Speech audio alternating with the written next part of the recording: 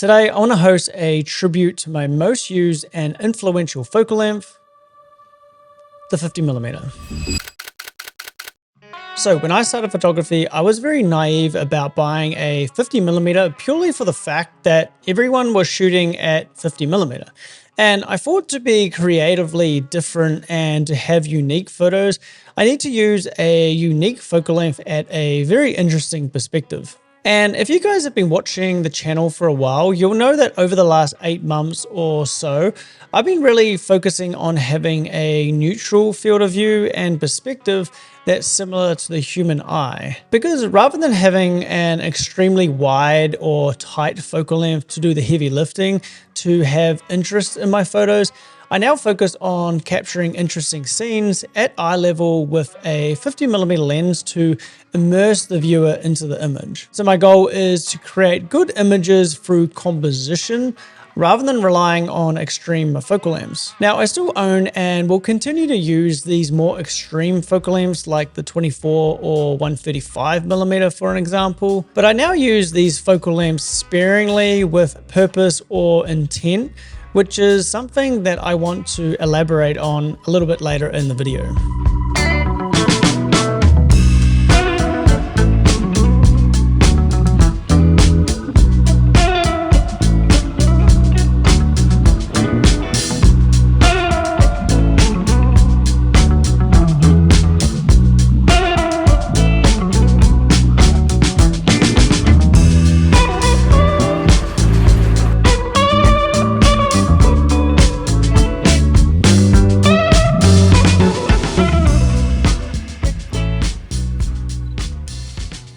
Versatility.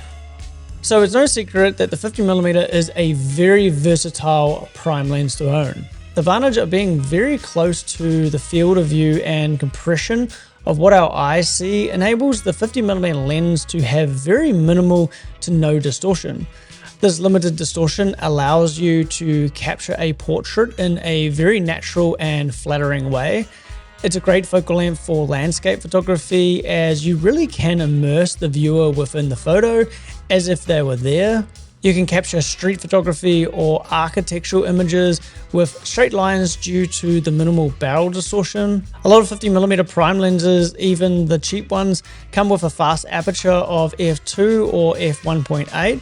This will provide a lot of out of focus background or bokeh when working at close distances with your subject. And finally, from the field of view of 50mm, you can actually remove a lot of busy elements within your frame compared to using a wide focal length like a 24 or 35mm. Depending on the scene, these unwanted elements take away the attention from your subject or your supporting subjects. Many photographers, including myself, recommend the 50mm as an ideal first prime lens or even the first lens to purchase. It's definitely a staple lens for me, and owning a 50mm f1.4 lens has definitely got me out of some tricky situations, from blurring out distracting elements in the background to utilizing its low light capabilities at f1.4 compared to f2.8 on a zoom lens for an example. So the 50mm is the true GOAT of lenses in photography because of its versatility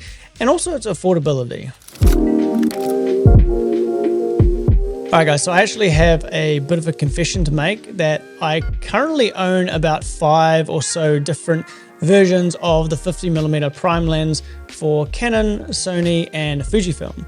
These also range in price from a nifty 50 of about $100 all the way up to about $1,000 for this Sigma 50mm f1.4.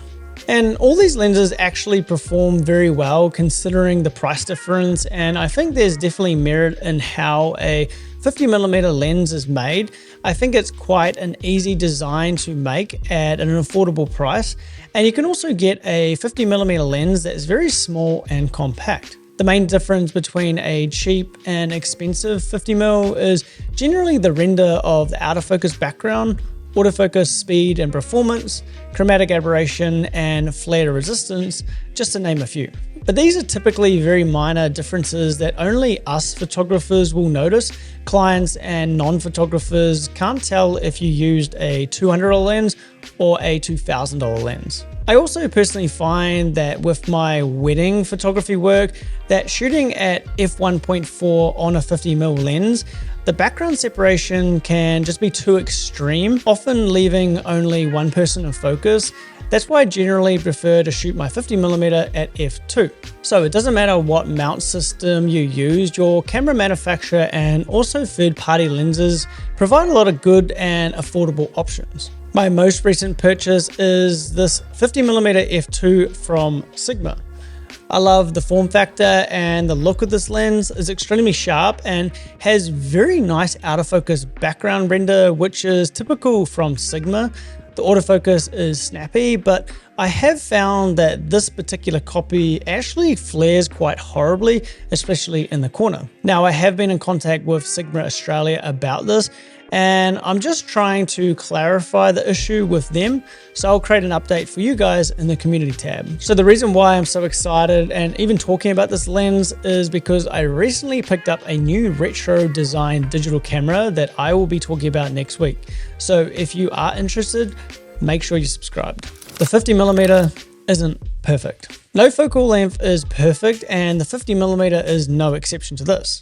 There's times when the 50mm is just not wide enough, and there's also times when I need a more telephoto zoom or a 135mm for an example. Recently, I made a video about the 28mm focal length, and in that video I said that 28mm actually pairs fantastically with a 50mm. For my lifestyle and portraiture work, this is the only combination that I'll use and will continue to use over the coming months. But for my wedding and commercial photography, having the ability to always be able to shoot just a little bit wider when you need to is fantastic. Also having a longer focal length like an 85 or a 135 to get some images with compression, dreamy bokeh, and for when you want to get a lot closer to your subject, but you physically cannot move any closer. So as a general rule, I use a wider focal length to establish a scene or a location, and a tighter lens for that compressed, detailed look with the goal of telling a story with photography. So a bit of a love story with the focal length of 50mm.